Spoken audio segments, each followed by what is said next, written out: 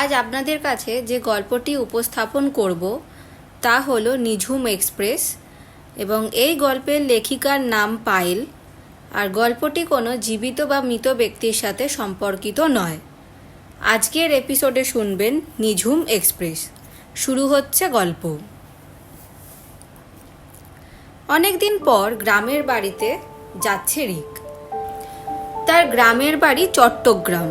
সে ঢাকায় এক প্রাইভেট কোম্পানিতে হিসেব রক্ষক হিসাবে নিয়োজিত রয়েছে। একমাত্র মা ছাড়া আর তার কেউ নেই। তবে তার মা থাকেন গ্রামে। রিকের যখন ৮ বছর বয়স তখন তার বাবা পরলোক গমন করেন। খুব কষ্ট করে তার মা তাকে বড় করেছেন। তখন রাত ১২টা। রিক বাসের জন্য টিকিট কাউন্টারে অপেক্ষা করছে। এখনও বাস কাউন্টার প্রবেশ করেনি। টিকিট কাউন্টার তেমন লোকজন নেই। তাছাড়া এত রাতে কেই বা থাকবে। সে চেয়েছিল দিন থাকতেই বেরিয়ে পড়বে বাড়ির উদ্দেশ্যে, কিন্তু অফিসের কাজের জন্য তার হলো না। মেজাজ তার চরমে উঠে গেছে। মনে মনে নিজেকে অনেক বকাঝকা করছে। এইসব ভাবতে ভাবতে তার বাস চলে এলো। কাউন্টার লোক রিককে বাস দেখিয়ে দিল। রিক বাসের সামনে যেতে একটু দাঁড়িয়ে পড়ল। তার চোখ গেল বাসের নামের দিকে। সে একটু অবাক হলো, কারণ বাসটি অবাক অভূত রকমের। নামটি ছিল নিঝুম এক্সপ্রেস। এরপর রিক কিছু একটা ভাবতে লাগলো। তার মনে হচ্ছিল যে এই বাসটিকে আগে কোথাও দেখেছে, কেমন যেন পরিচিত পরিচিত মনে হচ্ছে। যাই হোক, আর কিছু না ভেবে সে ওই বাসে উঠে পড়ল। বাসে উঠে সে দেখতে পেল খুব অন্ধকার। তেমন কিছু দেখা যাচ্ছে না, শুধু যাত্রীদের ছায়া ছাড়া। তার কেমন জানি মনে হতে লাগলো সবাই তার দিকে লক্ষ্য করে তাকিয়ে আছে। আর কিছু না ভেবে সে তার সিটে গিয়ে বসে পড়ল। কিন্তু এ কি, তার সিটটা ভেজা কেন? মনে হচ্ছে কেউ পুরো সিটটা ভিজিয়ে দিয়ে গেছে। এরপর সে তার সিটে বসে পড়ল। এর মধ্যে আবার খেয়াল করলো বাসে সব যাত্রী তার দিকে লক্ষ্য করে তাকিয়ে আছে। ৭-৫ না ভেবে সে তার চোখ বন্ধ করে ফেলল। একসময় সে ঘুমিয়ে পড়ল। বাস চলতে শুরু করলো গন্তব্যের উদ্দেশ্যে। প্রায় ১ ঘন্টা পর রিকের ঘুম ভাঙল। কিন্তু এ কি, তার সমস্ত শরীর ভিজে গেল কি করে? মনে হচ্ছে এখনই সে জল থেকে উঠে এলো। তার মাথায় কিছুই ঢুকছে না, সব কেমন জানি গুলিয়ে যাচ্ছে। সে আরও ঝটকানি খেলো যখন সে দেখতে পেল বাসের সব যাত্রী একই অবস্থা। কি হচ্ছে তার সাথে?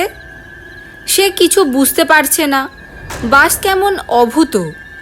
এইসব চিন্তা ভাবনা করতে করতে আবার সে ঘুমিয়ে পড়ল। প্রায় ২ ঘন্টা পর তার ঘুম ভেঙে যায়। বাস তখন যাত্রাপথে ঠিকভাবে চলছিল। হঠাৎ তার চোখ যায় বাসের সেই যাত্রীদের ওপর। এরপর সে যা দেখতে পেল তা দেখার জন্য সে মোটেও প্রস্তুত ছিল না। কি দেখেছে সে? সে দেখেছে যে বাসের সব যাত্রীর শরীরের ওপর জলের ঢেউ আছড়ে পড়ছে। যেন মনে হচ্ছে তাদের শরীর থেকে চামড়া খুলে খুলে যাচ্ছে এবং সেই সব যাত্রীরা রিকের দিকে এক অভূত দৃষ্টিতে তাকিয়ে আছে। ভয় রিকের গলা দিয়ে কোনো কথা বের হচ্ছে না। সে নড়াচড়াও করতে পারছে না। মনে হয় কেউ তার শরীর বশ করে নিয়েছে। এর মধ্যে একটা ঘটনা মনে পড়ে গেল। সে আগের চেয়ে আরও বেশি চমকে গেল। প্রথমবার বাসটিকে দেখার পর কেমন যেন পরিচিত পরিচিত মনে হচ্ছিল তার কাছে, কারণ সেই বাসটি ছিল নিঝুম এক্সপ্রেস, যা গত ২ মাস আগে ৩৫ জন যাত্রী নিয়ে চট্টগ্রাম যাওয়া পথে দুর্ঘটনা হয়। এবং বাসটি নদীতে পড়ে যায়। এই খবরটি পত্রিকায় বেরিয়েছিল ঠিকই, রিক খুব ভালো করে খবরটা পড়েছিল। এর মধ্যে রিক এই সব কথা মনে করার পর ভয় কাঠ হয়ে গেল। সে ভাবছে কি করে সম্ভব এটাও কি হতে পারে? সে ভাবছে কি করে সম্ভব এটা হতে পারে না। কিন্তু চোখের সামনে ঘটনা ঘটলে বিশ্বাস না করে তো আর কিছু করার নেই। এরপর রিক এইসব সহ্য করতে না পেরে তার সিটে অজ্ঞান হয়ে যায়, জ্ঞান হারায়।